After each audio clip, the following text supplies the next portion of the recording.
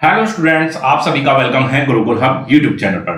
Student, आज की इस वीडियो में हम बात करेंगे आरआरसी ग्रुप डी 2022 की जोन वाइज कट ऑफ के बारे में। कट ऑफ से रिलेटेड मैंने पहले भी वीडियो बनाई है, लेकिन आज कुछ ऐसे सवाल मैं लेकर आया हूं जो स्टूडेंट्स के माइंड में बहुत ज्यादा चल रहे हैं और मुझसे लगातार वो पूछ भी रहे हैं। जैसे कि यहां पर बात ये आती है कि जोन वाइज कट ऑफ तो रहेगी, हर जोन की अलग अलग कट ऑफ रहेगी। जिस बच्चे ने जिस जोन से अप्लाई किया है वो उसी जोन के लिए सेलेक्ट होगा और उसी जोन के हिसाब से उसे नौकरी भी मिलेगी। क्लियर? हर जोन की कट ऑफ अलग होती है, हर जोन में अपीयर होने वाले स्टूडेंट की संख्या भी अलग अलग होगी। ठीक है, तो ऐसे में कम मार्क्स पर क्या आपका सिलेक्शन होगा? तो बिल्कुल इस वीडियो में मैं क्लियरली बताऊंगा कि कम मार्क्स वाले भी निराश ना हो, यहां पर आपके लिए भी सिलेक्शन की अपॉर्चुनिटी पूरी तरह से बन रही है। क्या 40 मार्क्स पर भी सिलेक्शन होगा? तो ये भी मैं इस वीडियो में बिल्कुल क्लियर करूंगा। और नॉर्मलाइजेशन से कितने मार्क्स इस बार आपके बढ़ सकते हैं? जैसे कि पहले हम देखते थे 25, 30, 35, 40 मार्क्स तक भी बढ़ जाते थे।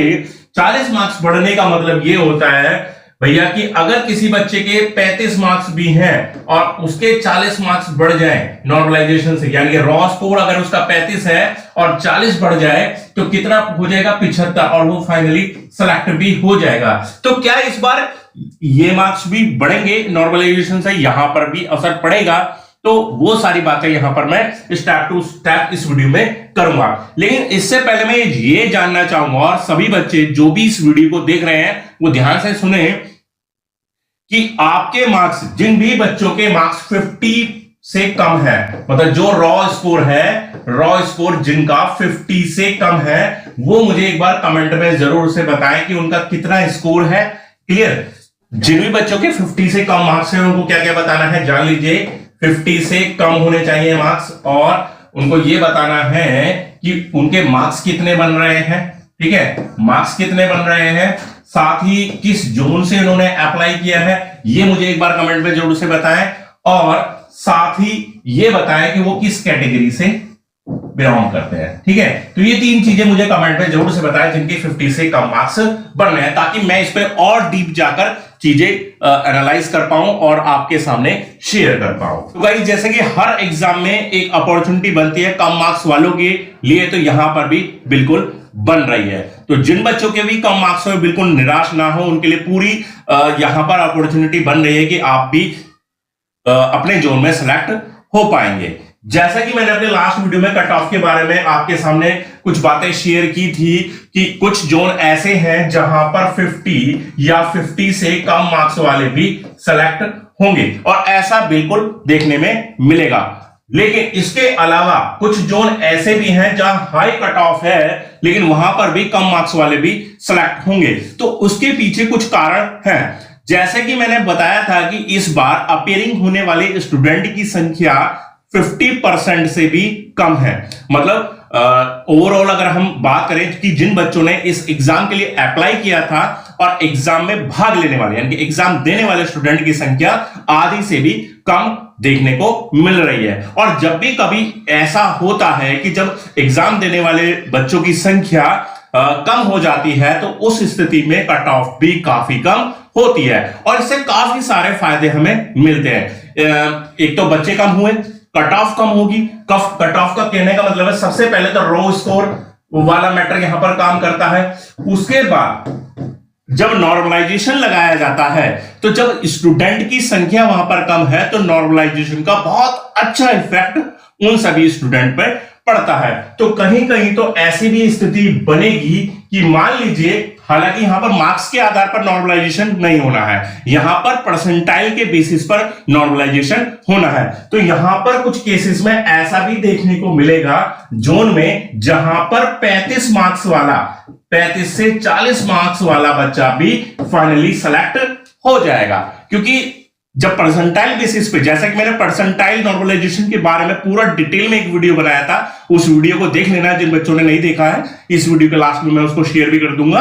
तो वहां पर मैंने यही चीज आपके सामने रखी थी कि किस तरीके से जब हम जिस पोजीशन पर बनते हैं, जिस रैंक पर हम बनते हैं, तो उसके आधार पर जितने स्टूडेंट हमारे नीचे होते हैं उसी बेसिस पर शिफ्ट के हिसाब से एक परसेंटाइल नॉर्मलाइजेशन होता है, वही हमारा परसेंटाइल स्कोर बन के आता है। तो परसेंटाइल स्कोर उस कंडीशन में, मान लीजिए आपका 35 मार्क्स है, तब भी आपका परसेंटाइल स्कोर अच्छा हो सकता है, आपका 70 भी हो सकता है, 70 प्लस 75 तक भी जा सकता है, और या फिर इससे ज्यादा भी हो सकता है। इसमें एक तो मैंने बात करी कि बच्चों की संख्या बहुत ज्यादा मायने रखती है, कि बच्चों की संख्या अगर कम है ना।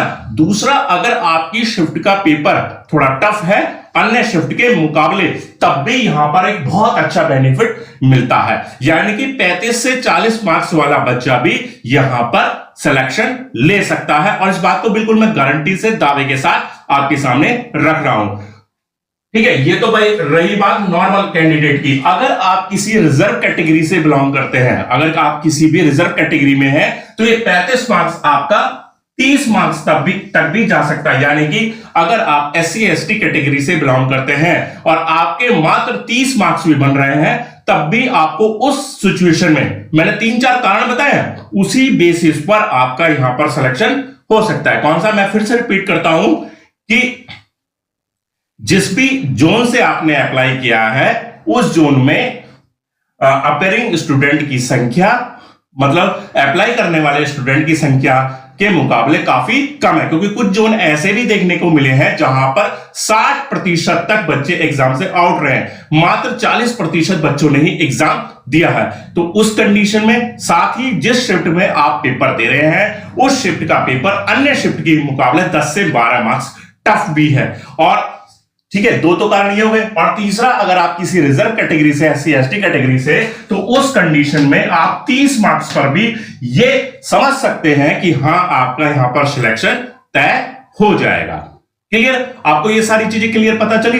तो इस बार जो नॉर्मलाइजेशन है वो कुछ डिफरेंट तरीके से आ रहा है, आपको सरप्राइज बिल्कुल नहीं करेगा, आपको झटका नहीं देने वाला है, क्योंकि यहां पर चीजें पैरेलली सही तरीके से चलेंगी। पिछले नॉर्मलाइजेशन में क्या होता था कि किसी बच्चे को 30-40 मार्क्स मिल जाते थे और किसी को मात्र 2 मार्क्स से ही संतोष लेना पड़ता था। वो एक स्पष्ट चीजें नहीं थी, वहां पर एक ट्रांसपेरेंसी नहीं बनकर आ रही थी। यहां पर सारी चीजें क्लियर रहेंगी और एक सही रेंज में नॉर्मलाइजेशन लगेगा और हर किसी की समझ में आ जाएगा, है ना। और यहां से ज्यादा कम मार्क्स वाले बच्चों को भी बेनिफिट देखने को मिल जाएगा।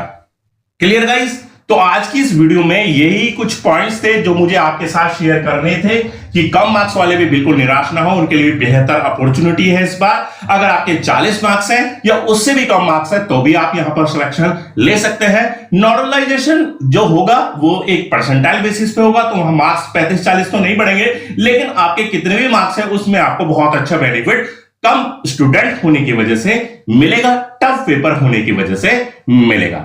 तो गाइस, आज की इस वीडियो में यही था। वीडियो अगर पसंद आ गया, वीडियो को लाइक कर दीजिए, शेयर कर दीजिए दोस्तों के साथ। चैनल को अभी तक सब्सक्राइब नहीं किया है तो चैनल को सब्सक्राइब भी कीजिए। मिलते हैं नेक्स्ट वीडियो में बहुत जल्दी, वेट कीजिए। और अभी तक के लिए इतना ही, धन्यवाद।